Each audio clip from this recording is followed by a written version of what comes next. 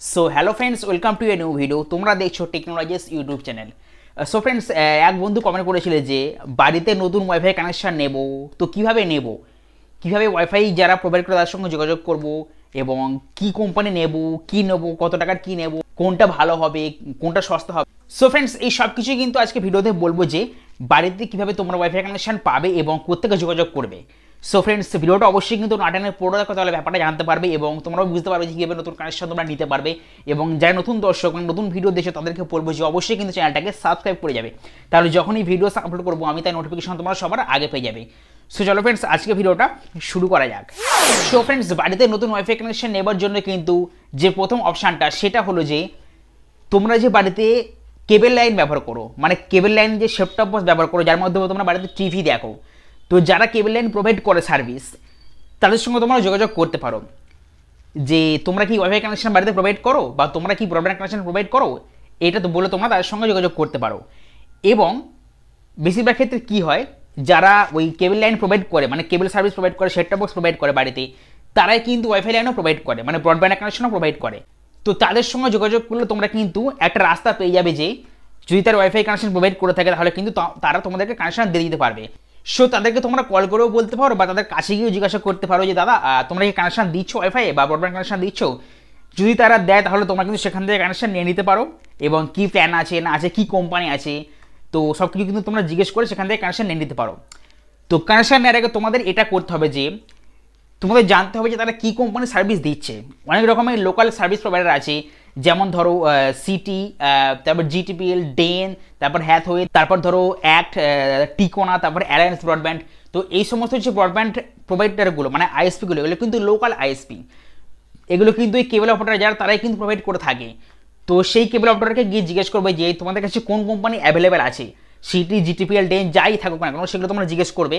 এবং শুধুমাত্র সেখানে না, আরও যে অন্যান্য কেবল অপারেটর আছে, একটা জায়গায় কিন্তু একটাই কেবল অপারেটর থাকে না, সেখানে কিন্তু 2-3 রকমের কেবল অপারেটর থাকে। তো সেই সমস্ত কেবল অপারেটরকে জিজ্ঞেস করবে যে তাদের কাছে কোন কোন কোম্পানির সার্ভিস অ্যাভেলেবেল আছে। কারো কাছে সিটি থাকতে পারে, কারো কাছে ডেন থাকতে পারে, কারো কাছে জিটিপি থাকতে পারে, কারো কাছে অ্যালায়েন্স থাকতে পারে। সো তোমাদের এরিয়াতে যে কটা কেবল প্রোভাইডার আছে তাদের সবাইকে জিজ্ঞেস করে তাদের কাছ থেকে তোমরা জানতে পারবে যে তারা কী কী সার্ভিস দিচ্ছে, এবং তোমাদের তাদের মধ্যে কম্পেয়ার করে যেটা ভালো লাগবে এবং যেটা তোমাদের প্ল্যান সস্তা লাগবে এবং যেটার স্পিড তোমাদের ঠিকঠাক লাগবে বা যে কোম্পানি তোমাদের পছন্দ হবে সেই কানেকশন তোমরা নিয়ে নিতে পারো তোমাদের নিজেরা চুজ করে। কম্পেয়ার করার পর 2-3 জায়গায় জিজ্ঞেস করার পর তারপর কম্পেয়ার করে তোমরা ডিসাইড করতে পারবে যে তোমরা কোন কানেকশনটা নিতে পারবে। এছাড়াও যদি কোনো কেবল অপারেটর ইন্টারনেট সার্ভিস না প্রোভাইড করে থাকে তাহলে কিন্তু সে রেকমেন্ড করে দেবে যে আমার কাছে নেই, অমুকের কাছে চলে যাও, মানে ওই অপারেটরের কাছে চলে যাও, ও কিন্তু সার্ভিস দিচ্ছে। সো ফ্রেন্ডস, এইভাবে কিন্তু তোমরা লোকাল কেবল অপারেটর বা লোকাল আইএসপি থেকে কিন্তু কানেকশন নিতে পারবে সিটি, জিটিপিএল, ডেন, তারপর হ্যাথওয়ে, তারপর অ্যালায়েন্স, এইসব কোম্পানির ব্রডব্যান্ড সার্ভিস প্রোভাইডারগুলো। সো ফ্রেন্ডস, এগুলো কিন্তু ভালো কোম্পানি, ভালো সার্ভিস প্রোভাইড করে, এগুলো কিন্তু খারাপ নয়। শুধুমাত্র যে জিও ফাইবার, এয়ারটেল ফাইবার যে ভালো, বিএসএনএল যে ভালো, এমনটা নয়। লোকাল মানে যে খারাপ, স্পিড কম, এমনটা কিন্তু নয়। লোকাল আইএসপি কোনগুলো, এগুলো কিন্তু বড় বড় কোম্পানি থেকে কানেকশন নিচ্ছে। এয়ারটেল, জিও, এসব বিএসএনএল যে সমস্ত বড় বড় সংস্থা আছে বা যে সমস্ত বড় বড় কোম্পানি আছে তাদের থেকে কিন্তু কানেকশন নিয়ে তারা প্রোভাইড করছে। তো ফ্রেন্ডস, সবই কিন্তু ভালো কোম্পানি, শুধুমাত্র দেখতে হবে ইন্টারনেটের স্পিডটা কেমন, আপলোড ডাউনলোড স্পিড সমান আছে কিনা, যেরকম স্পিড দাবি করছে সেরকম আছে কিনা, সব ঠিকঠাক থাকলেই কিন্তু তোমরা সেখান থেকে কানেকশন নিয়ে নিতে পারো। সবই কিন্তু ভালো কোম্পানি। সো ফ্রেন্ডস, এই হলো একটা প্রথম রাস্তা যে কেবল অপারেটর থেকে তোমরা ইন্টারনেটের কানেকশন বা ব্রডব্যান্ডের কানেকশন বাড়িতে নিতে পারো। সো ফ্রেন্ডস, দ্বিতীয় যে অপশানটা বাড়িতে ওয়াইফাই কানেকশন ইনস্টল করার বা নতুন কানেকশন নেওয়ার, সেটা হলো যে তোমরা গুগলে যাবে, গুগলে গিয়ে সার্চ করবে যে ব্রডব্যান্ড সার্ভিস প্রোভাইডার নেয়ার মি বা ওয়াইফাই সার্ভিস প্রোভাইডার নেয়ার বি। এই কথাটা লিখে সার্চ করলেই কিন্তু তোমাদের নিয়ারেস্ট যে সমস্ত ওয়াইফাই কানেকশন প্রোভাইডার আছে বা যারা প্রোভাইড করছে তাদের কিন্তু নাম এবং মোবাইল নাম্বার সেখানে অ্যাভেলেবেল করে দেবে, মানে দিয়ে দেবে, এবং সেখান থেকে তোমরা কিন্তু যোগাযোগ করতে পারবে কলিং করে, বা সেখানে গিয়েও তোমরা ঠিকানা অ্যাড্রেস দিতে পারবে, সেখানে গিয়েও তোমরা যোগাযোগ করতে পারবে এবং সেখান থেকেও তোমরা কিন্তু কানেকশন নিতে পারবে। সে লোকাল আইএসপি হোক বা জিও, এয়ারটেল, এসব বড় বড় সংস্থাদের থেকে নেওয়া কানেকশনওয়ালা আইএসপি হোক, সো যেই হোক না কেন সবারই কিন্তু ঠিকানা বা অ্যাড্রেস সেখানে দিয়ে দেবে।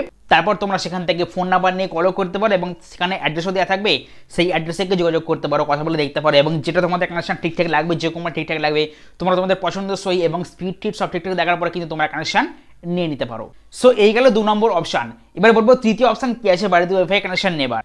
সো প্রথম দুটো অপশান আমি বলেছি যে লোকাল আইএসপি বা লোকাল কেবল অপারেটরদের থেকে কীভাবে তোমরা কানেকশন নেবে এবং কীভাবে যোগাযোগ করবে।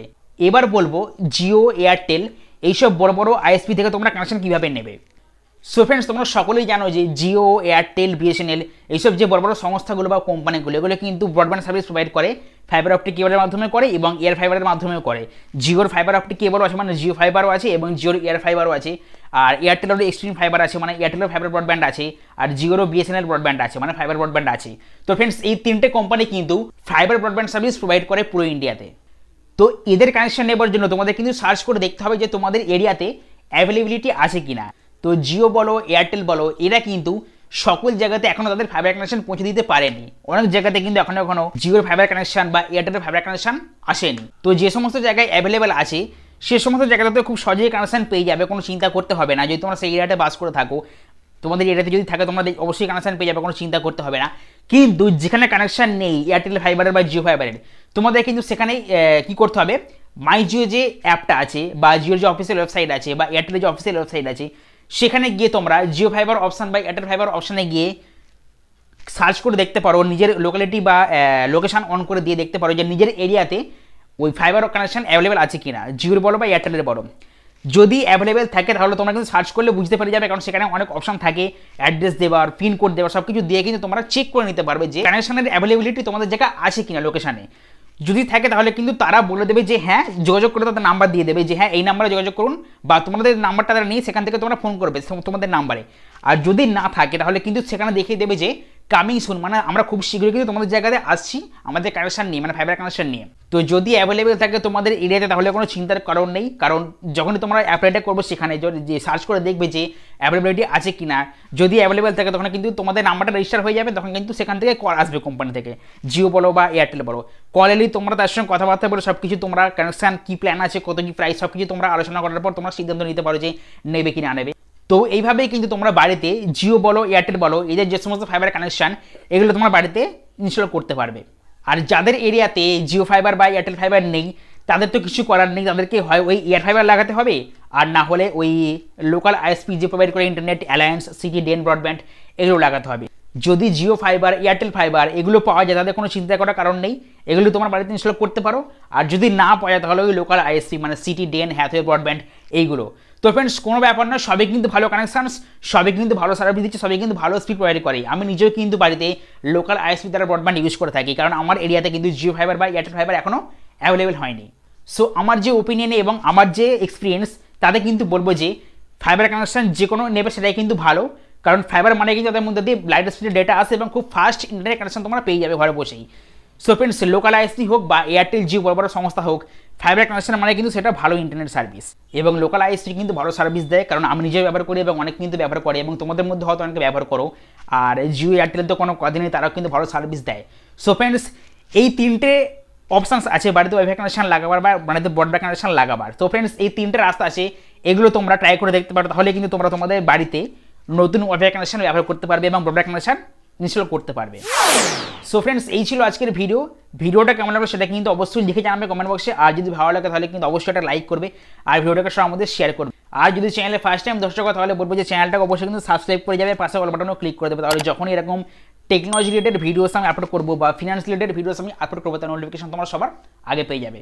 আর এই চ্যানেলে আরও অনেক ভিডিওস আছে যেগুলো কিন্তু আমি ওপরের আই বাটনে লিঙ্ক দিয়ে দিচ্ছি, সেখান থেকে তোমরা দেখতে পারো, বা স্ক্রিনে দেখতে পাচ্ছ অনেক কার্ড দেওয়া রয়েছে সেখান থেকে তোমরা দেখতে পারো। সো চলো ফ্রেন্ডস, আবারও ফিরে আসবো নতুন কোনো ভিডিও নিয়ে। ততক্ষণ তোমার ভালো থেকো, সুস্থ থেকো, নিজেদের খেয়াল রেখো। Till then, good by.